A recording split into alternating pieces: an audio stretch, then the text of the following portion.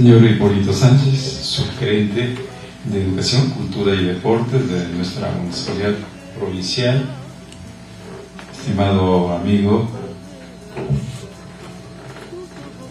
Antonio Goicoechea Cruzado, señora Socorro Barrantes Zurita, presidente de APECAC, estimado poeta y declamador Guillermo Torres Ruiz, Huguito Vázquez Camacho, como así lo llamamos, conductor de esta ceremonia y también cultor de las letras, estimados amigos, poetas, escritores, familiares de Antonio, tengan ustedes muy buenas noches. Agradezco la invitación para dirigirles unas palabras en torno a este nuevo libro de poesía y narrativa titulado Paideia, de Antonio Goicoechea Cruzado. No voy a reseñar todo el contenido de la obra porque queremos que lo lean. Si yo lo digo ahora, ya no lo van a leer y van a decir, ya sé de qué se trata, ¿no? Pero vamos a tratar de acercarnos a este libro en los aspectos fundamentales. En primer lugar, tenemos que felicitar a Antonio por esta nueva entrega literaria.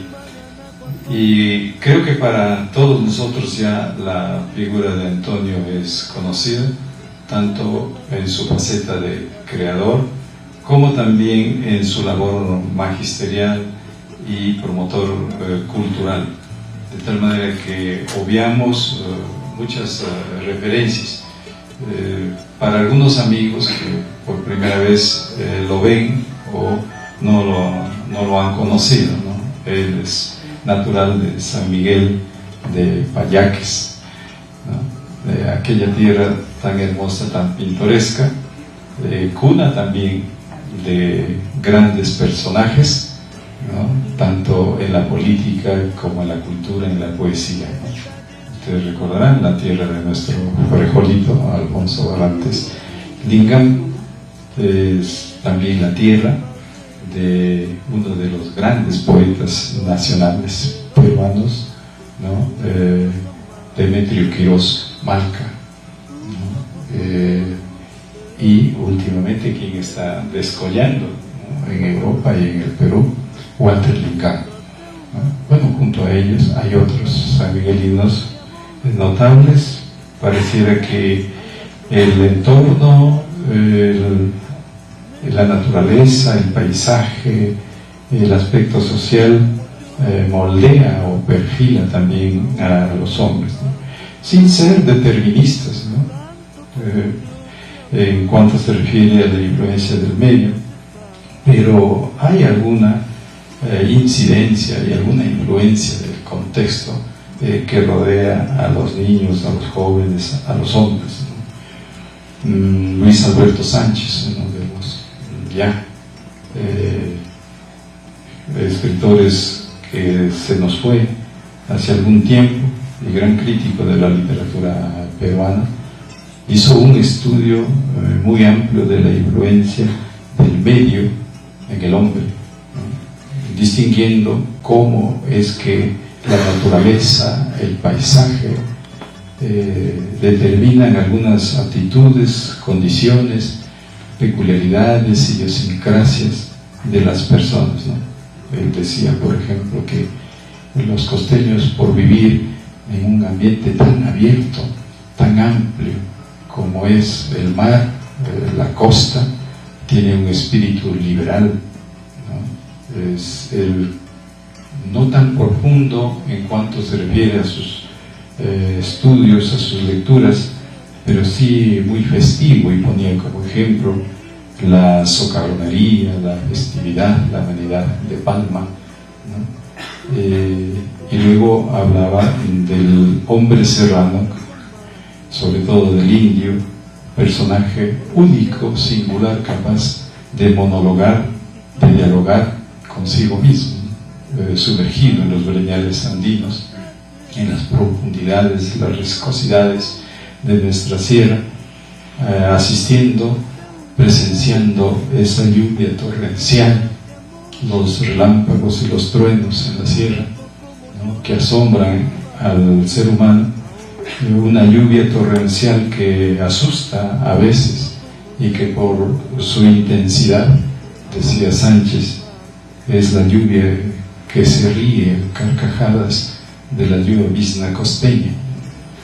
Y el montañés o selvático, así lo llaman, ¿no?, que es muy sincero, muy franco, muy abierto, ¿no? Y esto ha motivado también diferentes tipos de literatura, de manifestaciones literarias. Y luego hace una distinción incluso entre los diferentes Perúes, el Perú del norte, del centro y del sur. Y el hombre del sur no es igual al hombre del centro y del norte. Y decía que los arequipeños son volcánicos, son explosivos, son revolucionarios. Ahí han surgido las grandes revoluciones, ¿no? Y que el norte es filosófico, profundo, ¿no? Y ahí está María Iberico, Tenor Orrego, Víctor Ayala Torre, y en la poesía César Vallejo y Ciro Alegría en la narrativa, en fin. Bueno, pero yendo a la obra, el título de Paideia, ¿no?, tiene una significación pedagógica. Ustedes van a encontrar en este libro una explicación bastante ilustrativa de Guillermo Torres Ruiz en cuanto se refiere a la etimología y a la semántica del término paideia.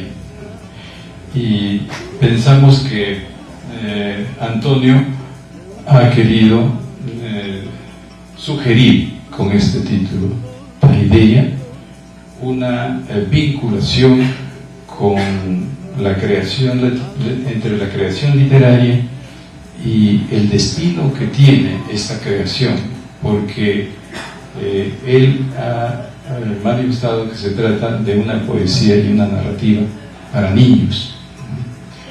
Y entonces, siendo así, tiene un carácter formativo, educativo. No porque la poesía se subordine al aspecto pedagógico, ¿no? No se puede pedagogizar la poesía, ¿no?, porque sus fines son otros, sus intenciones son otras de la poesía. Pero sí la poesía, la literatura en general ha servido mucho, ha contribuido mucho a la educación, y es un aporte, es un auxiliar fundamental de la tarea educativa o pedagógica. Entonces, paideia tiene esa relación, término de origen griego, y se ha vinculado aquí poesía y narrativa.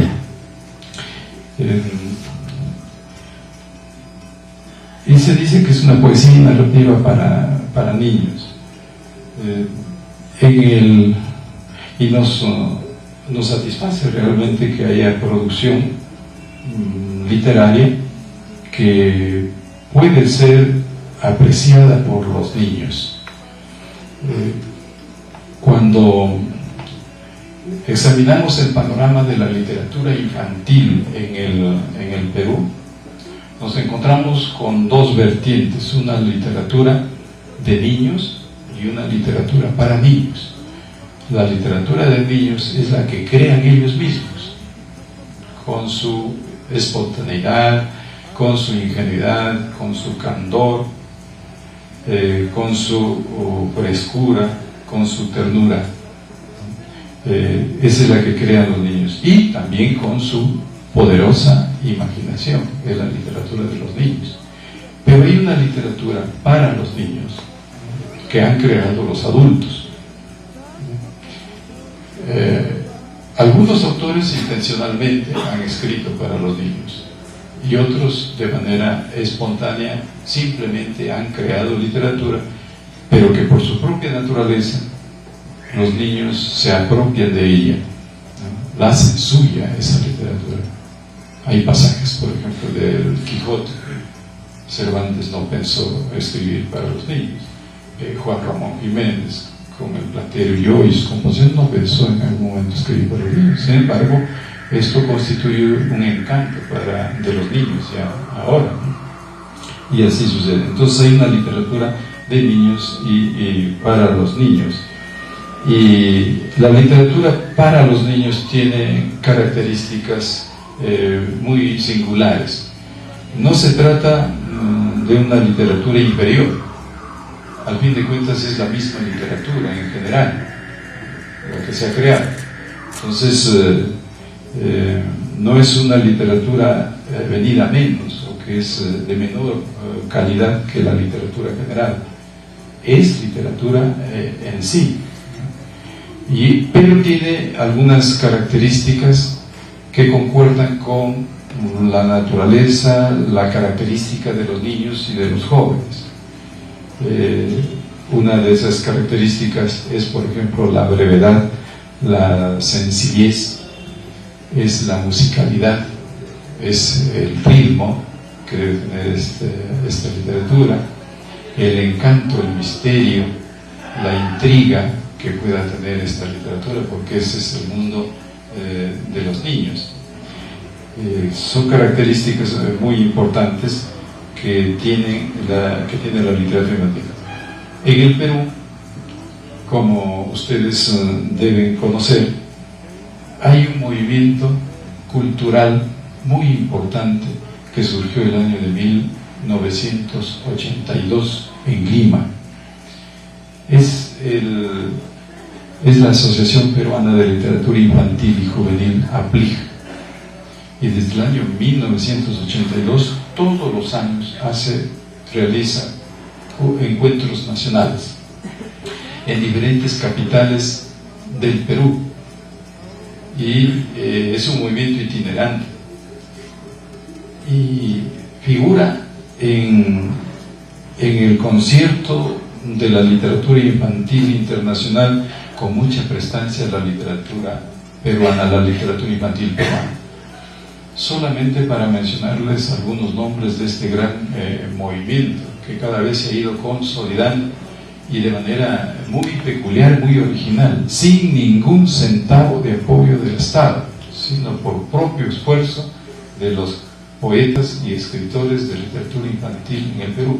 Pero está considerado la APLIJ como uno de los grandes movimientos contemporáneos de la literatura. Y tiene una larga historia, por supuesto. Los antecedentes están en Francisco Izquierdo Ríos, llamado Panchito Izquierdo Ríos, ese gran narrador peruano que fue uno de los pioneros de la literatura infantil en el Perú, que publicó literatura infantil, un libro en donde está incluido uno de sus cuentos, El Bagrecico, que figura casi en todas las antologías.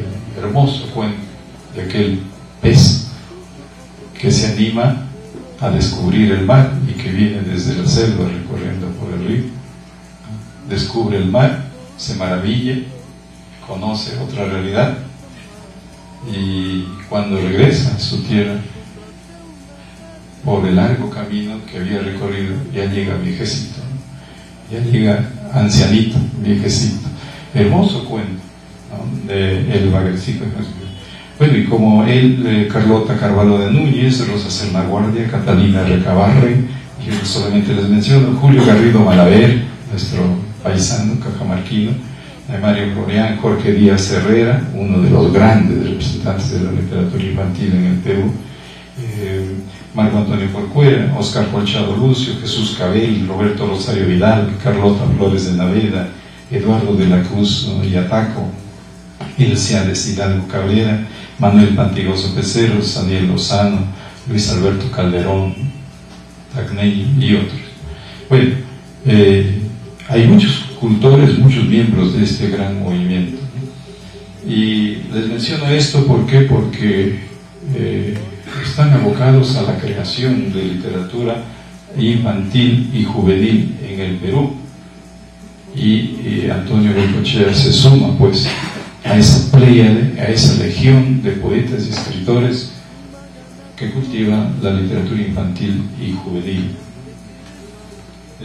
Esta obra tiene dos secciones. La primera sección es exactamente sobre poesía, una poesía sencilla, en la que, como hemos dicho, como característica de esta poesía, se puede apreciar el gran ritmo y la rima. Podríamos nosotros ejemplificar leyendo una de sus composiciones, justamente para apreciar el ritmo y la rima. No voy a leer todo, sino solamente algunos. Se titula Quinde Chiquitín, ¿no? Ya por el título se aprecia la musicalidad. Quinde chiquitín, de colores escarchado, helicóptero alocado, pequeño espadachín. No te bates con las flores, rosa, clavel y alelí, que con néctar y colores se han vestido para ti. Quinde chiquitín, pequeño espadachín, son para ti los colores de todititas las flores. Como pueden apreciar ustedes, el ritmo, la musicalidad. Esto lo aprecian mucho los niños. Por eso es que las canciones de cuna, las rondas infantiles encantan a los niños. Y no faltan los recursos literarios para poder enriquecer la creación poética, como es la onomatopeya. Ustedes saben que la onomatopeya es una figura, es un recurso literario que trata de imitar los sonidos de la naturaleza, de los objetos, ¿no? Buscando la semejanza. Hay términos de por sí onomatopeicos,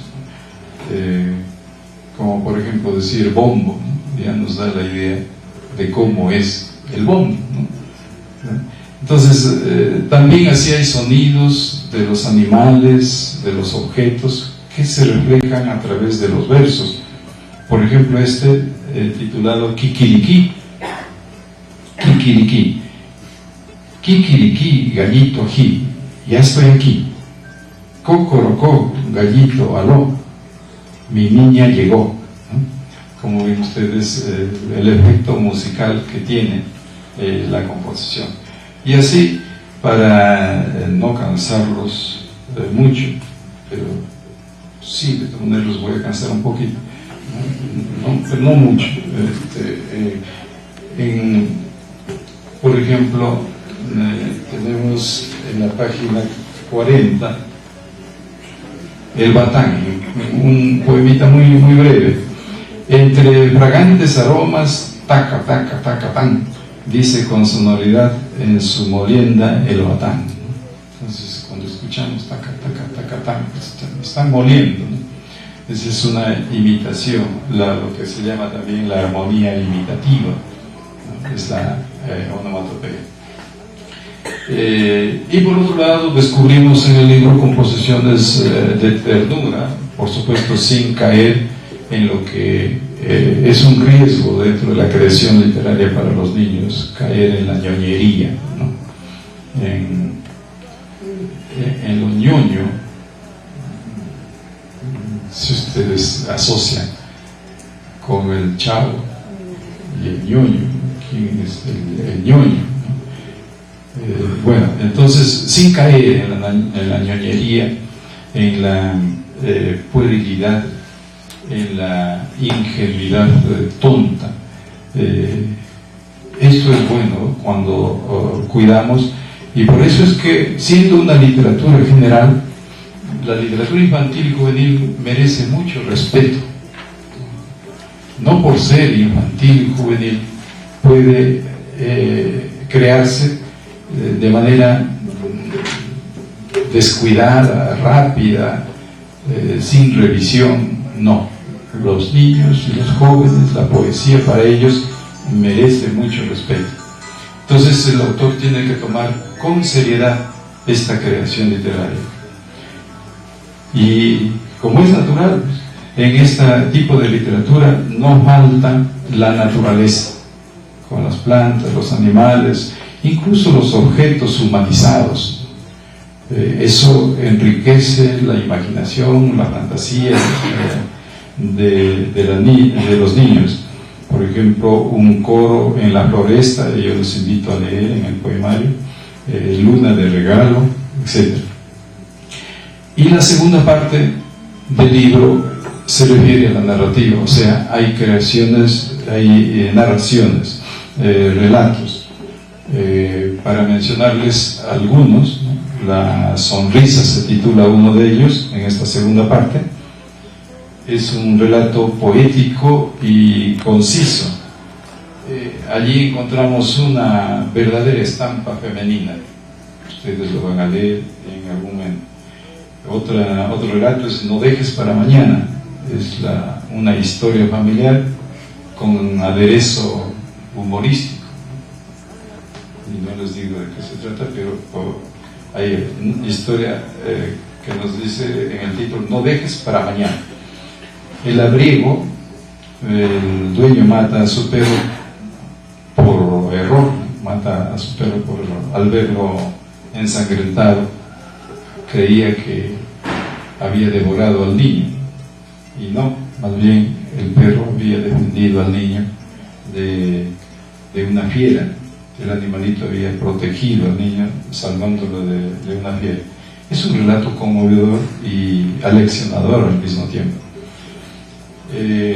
Es posible que en el imaginario popular haya corrido de boca en boca esta historia, pero lo importante es que cómo se lo recoge, cómo se elabora. Hay muchos argumentos, muchos asuntos que son comunes entre los autores, pero ¿qué es lo que diferencia? Es la forma como se narra, porque al fin de cuentas la literatura es forma, es forma. Y así hay El sueño recurrente, es un cuento onírico. El personaje recibe el impulso para la creación de un cuento. Hay otra narración de Lima Cajamarca, Decisiones dolorosas, que narra la trampa policial para inculpar injustamente a un chofer de taxi, acusándolo de traficante de drogas. Es decir, el tema tan común que se ha hecho entre nosotros, sembrar, ¿no?, una droga para incriminar, para culpar a un humilde chofer. Luego tenemos un cuento, una poesía y una pieza teatral sobre un mismo tema. Se puede combinar, o sea, sobre un mismo tema ha hecho Antonio un poema, luego una pieza teatral, o sea, llevándola a la representación escénica, ¿no?, y una narración. Y Yo quiero ser mariposa es el tema fundamental. Entonces se narra la metamorfosis de la mariposa y se insinúa el amor a los seres que aparentemente son repugnantes, como una oruga o un gusano, pero que forman parte de la naturaleza. Así hay otras narraciones: Llegó la banda, la culebra que bajó el arroyo, la cadena de oro, los ovillos de colores, Duende, el relato de lo real maravilloso, enigmático, de seres encantados. Bien, el origen de las gallinas choras. Bueno, creo que nosotros como tomaquinos o como serranos sabemos lo que es una gallina o un gallo choro, ¿no? Bien, así hay narraciones que se recogen del imaginario. Y finalmente hay el origen del maíz, ¿no?, una leyenda que sería bueno leerla para saber cómo es que se origina el maíz. Esto es lo que Antonio nos presenta. Entonces, ¿qué ha hecho el poeta o qué hacen los poetas que escriben literatura infantil y juvenil? ¿Cómo es que se genera, se gesta este tipo de literatura? ¿O por qué razón hay este tipo de producción. ¿Cómo se produce esta literatura? Estamos asistiendo a una época muy materialista, consumista. Poca importancia se da a los aspectos humanísticos, delicados, de belleza, de estética. Los tiempos han cambiado mucho. En la época griega se decía que los poetas, los escritores, eran los ociosos, los que tenían mucho tiempo para crear, para inspirarse, ¿no? Era el ocio el que les daba la oportunidad para crear. Pero los tiempos han evolucionado y vino la negación del ocio y apareció el negocio. Entonces estamos en una época consumista. Por eso es que una escritora de literatura infantil y juvenil, gran representante de este género en Argentina, Frida Schulz de Montovani, decía: volver los ojos hacia la infancia es el signo, o más bien la señal de alerta de una civilización que ha sufrido ya demasiado tiempo con su embriaguez de progreso mecánico y su prolongado encierro entre barreras racionalistas.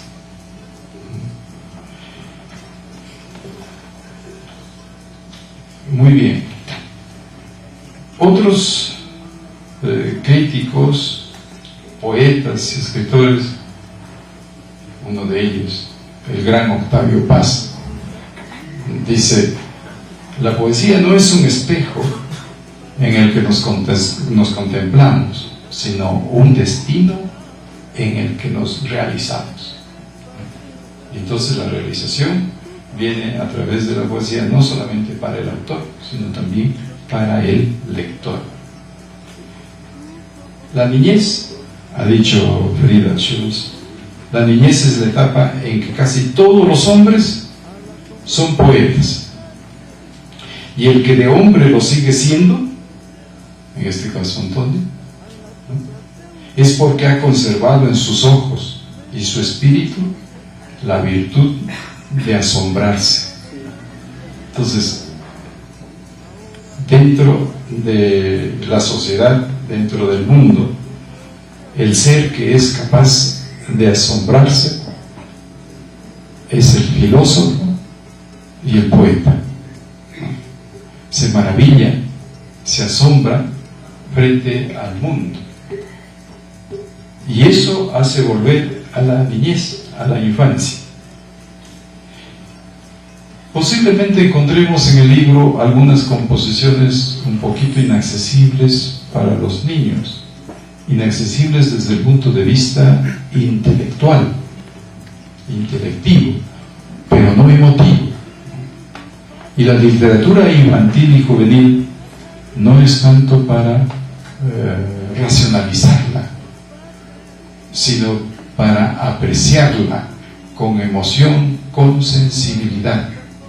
Basta que uno se emocione, o que el niño se emocione, suficiente para que le haya impactado, ¿no? Muchas veces por el pedagogismo tratamos de interpretar forzadamente un poema, una composición, ¿no? Ese es intelectualizar. Es preferible solamente leerlas para que vivan la emoción, ¿no?, la inspiración del poeta, y eso es suficiente para los niños.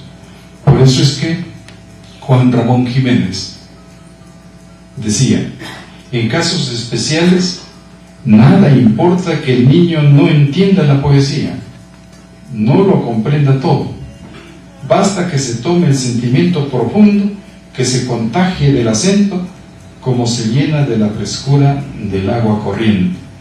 Es suficiente con eso. Entonces, este libro puesto en manos de los niños, de los jóvenes, seguramente que va a provocar algunas emociones, algunas reacciones emotivas, afectivas, ¿no? Y bueno, finalmente, con la felicitación del caso a Antonio, recojo un párrafo bíblico, un párrafo de Mateo, en el versículo 18, dice lo siguiente: les aseguro que si no cambian y vuelven a ser como niños, no podrán entrar en el reino de los cielos. El que se hace pequeño como este niño, ese es el más grande en el reino de los cielos. Y el que recibe en mi nombre a un niño como este, a mí me recibe.